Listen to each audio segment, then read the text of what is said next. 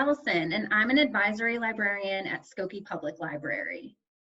Hi, I'm Becca, and I'm the Supervisor of Advisory Services at Skokie as well. Welcome to our inaugural book chat. Every so often, we will welcome a couple of Skokie Library staff members to share what they're reading and suggesting. Today, Megan and Lynnanne are joining us. So let's get started. Lynnanne? Hi, I'm Lynnanne. I am the Patron Engagement Manager at the Skokie Public Library. I'm currently reading The Authenticity Project by Clare Pooley. Everyone lies about their lies. What would happen if you shared the truth is the intriguing premise of this book. A journal titled The Authenticity Project gets passed from stranger to stranger who share their real authentic truths with each other. Julian is an elderly widower who has fallen apart after his wife and muse has died. He starts the project by leaving a green notebook in Monica's cafe. Monica picks up the notebook, reads about Julian, and writes her own truth and passes it along to a customer in her shop.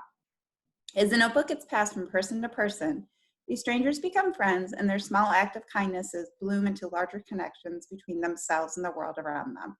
I love books with multiple narrators, and I'm finding this book funny and poignant. I'm listening to it as an e-audiobook via Overdrive, but you can find it as an ebook on Overdrive Libby. And now on to Megan. Hi, my name is Megan. I'm a collection development librarian at Skokie Public Library, and I just finished reading and very much enjoyed a book entitled Things in Jars by Jess Kid.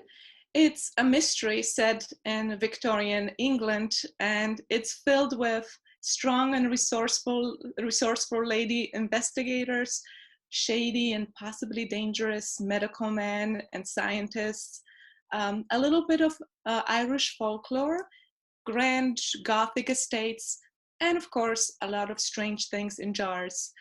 At the beginning of the book, we are introduced to our lady investigators, Birdie Devine, who in the book is described as a very good-looking lady wearing a shockingly ugly bonnet, and her maid and a sidekick who is 7 feet tall and used to work in a traveling circus, as you do.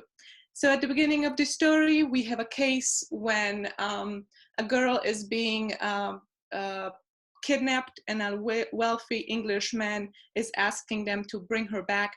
And he's saying that there is something strange, something different about her, so they need to bring her back quickly and do it quietly.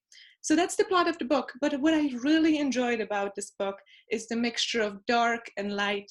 It's a Gothic story, but it's also a book that has a lot of sense of humor.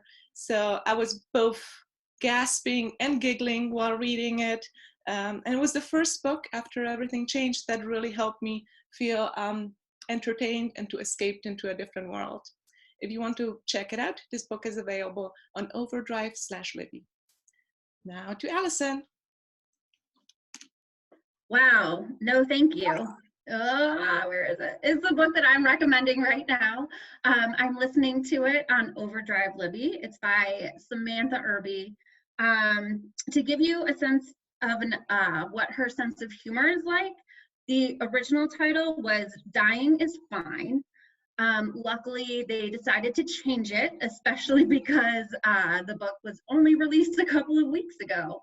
This is her third book of essays. The first one is called Meaty. The second one is We Are Never Meeting in Real Life. I highly recommend the audio if you like to listen to books or access books that way.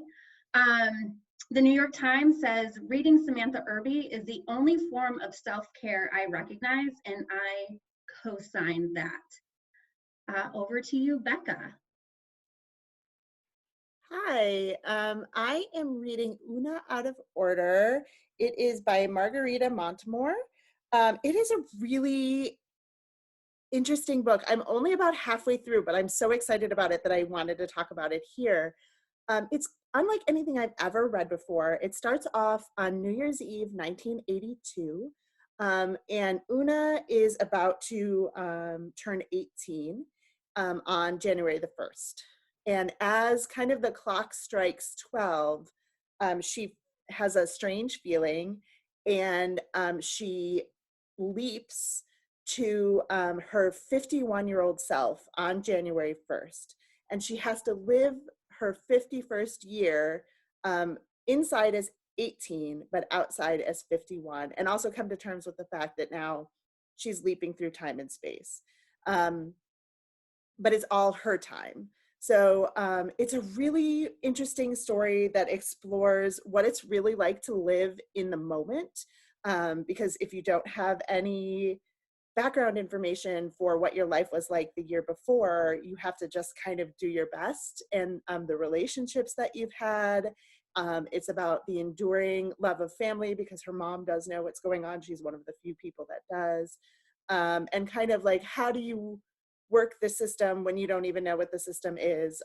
It's funny at times, but also really poignant. And I'm really, really enjoying it. It's the first book that I've gotten really excited about in these times. So I am listening to it on Overdrive Libby, but it's also available as an ebook there.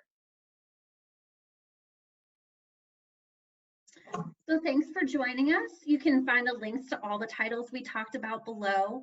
If you'd like help accessing these titles, please reach out to us and let us know. We're happy to help you. Also, if these books do not sound appealing to you, or even if they do, we also have Book Match available. You can fill out a form online, and our team of advisory librarians will send you a personalized list of books that we think you'll enjoy. So for now, please stay safe and know that we all miss you very much. We'll see you next time. Bye.